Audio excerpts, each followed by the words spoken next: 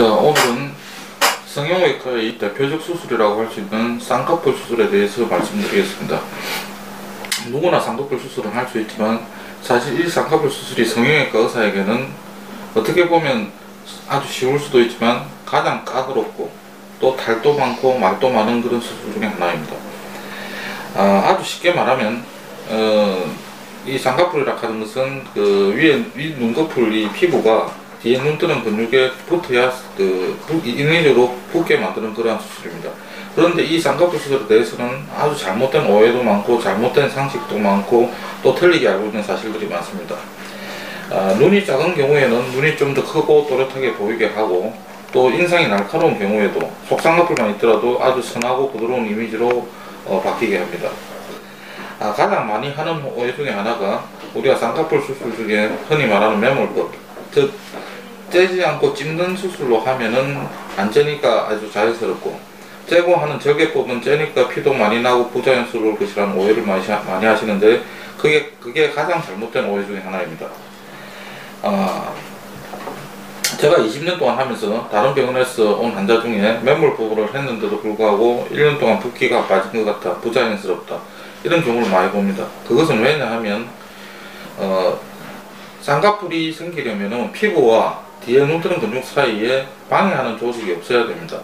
근데 방해하는 조직, 예를 들어서 지방이라든지 그런 것이 있는데도 불구하고 그것을 제거하지 않고 억지로 찝는 방법을 하게 되면 그 방해하는 조직이 위로 가거나 밑으로 밀리게 됩니다. 그럼 그 위로 간 조직이 다시 밑으로 내려오면 쌍꺼풀이 풀리게 되는 것이고, 만약 그게 위로 계속 남아있다면 안 빠진 붓기처럼 더 부자연스럽게 만드는 것이죠.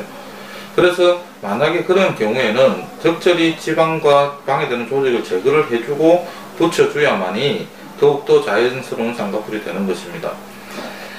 따라서 피부도 아주 얇고 지방도 없고 눈도 비교적 큰 경우에는 절개법을 하든 매몰법을 하든 자연스러운 쌍꺼풀이 잘 나오지만, 눈도 작으면서 두껍고 이런 눈은 매몰법을 했다면 거의 99% 풀리든지 더 부자연스럽게 됩니다.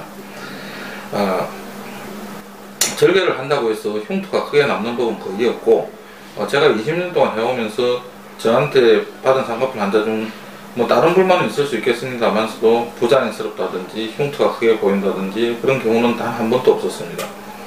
그리고 다른 성형수술과 마찬가지로 이 쌍꺼풀 수술은 특히 욕심을 내면 안 되는 수술입니다.